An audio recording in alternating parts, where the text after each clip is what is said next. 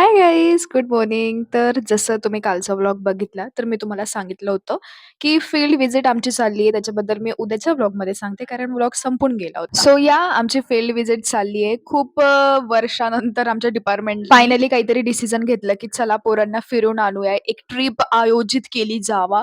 जावा. यार काय होते भाईसाहब गाईज, तुम्हाला मी खोटं नाही बोलणार. मी 3दा व्हॉईस ओव्हर, तिसऱ्यांदा व्हॉईस ओव्हरिंग करते बरं का म्हणजे इतका काय पानसटपणा चालू आहे. नाही तेव्हा ते इतकं बोलते, की बस. असो, जाऊ द्या. तर त्यांनी एक टूर आयोजित केलेली आहे, जी की खूप जणांना असं वाटते ट्रिप आहे, बट नॉट सो कूल. ती ट्रिप काहीच नाहीये गाईज. ती फक्त फील्ड व्हिजिट आहे, जिथे आम्हाला खूप सारं अभ्यासाचंच शिकवणार आहे. थोडीफार मज्जा असेल, काय तर बसने नेत आहे. भाई कुठे नेत आहे? नाशिकमध्येच इथे पंचवटी, चुंचुळे का चंचुळे काय माहिती व्हॉटएव्हर इट इज, तो फार्म आहे तिथे नेत आहे. म्हणजे तुम्हाला शोधून आम्हाला खुश करायचंच होतं. तर ही अशी प्लेस निवडली तुम्ही. पण काय करता गाईज, चंद मार्कासाठी आपल्याला जावं लागणार आहे आणि इट्स अ कंपल्सरी. म्हणून याबद्दल मी तुमच्यासोबत पण खूप डीपमध्ये डिस्कशन नाही केलं. नाही तर थोडं चांगलं ठिकाण असतं, तर मी 8 दिवसाआधी तुम्हाला मी ओरडून सांगितलं असतं, की मी ट्रिपला चालली ये. अच्छा, तर सकाळी आवरून थोडंफार मी कामाला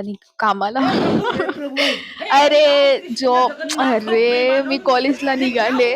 त्यानंतर आज सुद्धा लेक्चर्स नाही झाले गाईज. नुसतं ते काउन्सिलिंगचं लेक्चर चालू होतं, जे काल सुरू झालेलं. जे आज संपलं. अच्छा, तर घरी आल्यानंतर मग मी आता हे पॉपकॉर्न खूप दिवस झाले होते यार, ध्यानातच नव्हतं, की याला बनवायचं पण आहे म्हणून मला.